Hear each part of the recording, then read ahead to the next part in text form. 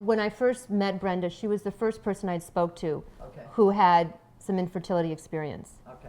Up until now, all of our friends were having babies left and right, never heard anyone with infertility issues. Mm-hmm. So to find someone to talk to was just liberating.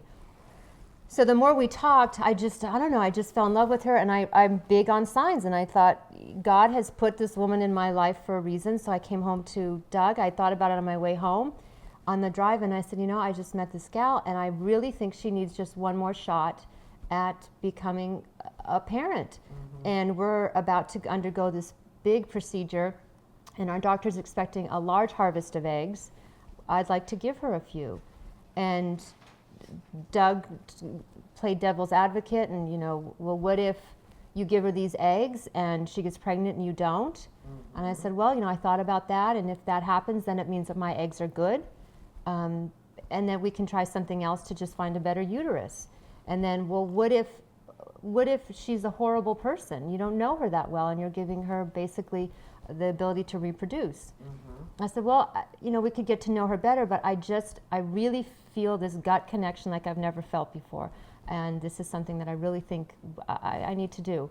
So by the end of the evening, I had won him over, and he was okay with it. And this was the day you picked the drugs up? Yeah. Okay. Literally that night. So that night. So then I called Brenda at work the next morning. After calling Dr. Wood, because when you called me, I remember you saying that you had, which is what I love about Allison, is she didn't even want to throw that at me to then have us call our doctor and have him go, yeah, no. Right. Yeah. So she even made sure before she offered to me Right.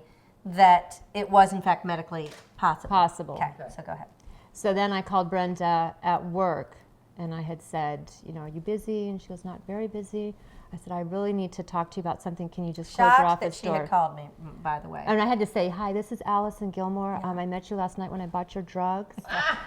And she goes, of course I know who you are. And I mean, really, I never thought, I drove home thinking, gosh, I liked her. We could have been friends, but no, I'm not going on that ride with her. That would have meant that she would have to be friends with me when to I be my got home, cheerleader. the story to my husband was, wow, what a great person, and I think she and I could have been friends, but yeah, we're so at different shocked stages. Even that I even heard her voice again, let alone what was.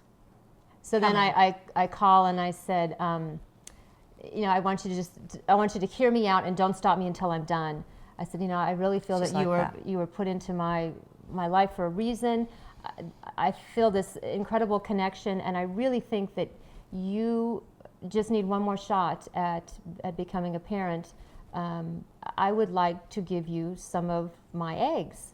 We're about to go into a cycle, and we're going to have a large harvest from what I hear, and I'd like to offer some to you, no strings attached, and no cost. Okay. And so then there was like this huge pause, and so then your mind works so fast where you say, "Oh my gosh, I'm just thinking she wants my jeans, but what if I'm too short? My nose is too big." I didn't even relay it through until I heard this pause. She's thinking that long pause, like I'm like I want to dip into that gene pool. No thanks. Oh, how funny. Well, that's not what the long pause was about, though. No, but I don't think it even occurred to Allison until that moment when she was like, "Well, who am I thinking that she wants?" Everybody wants me. A little piece of me, a little for you, a little for you. That's right. So there was a long pause, and then I could hear sniffling because I was crying. because she had started crying.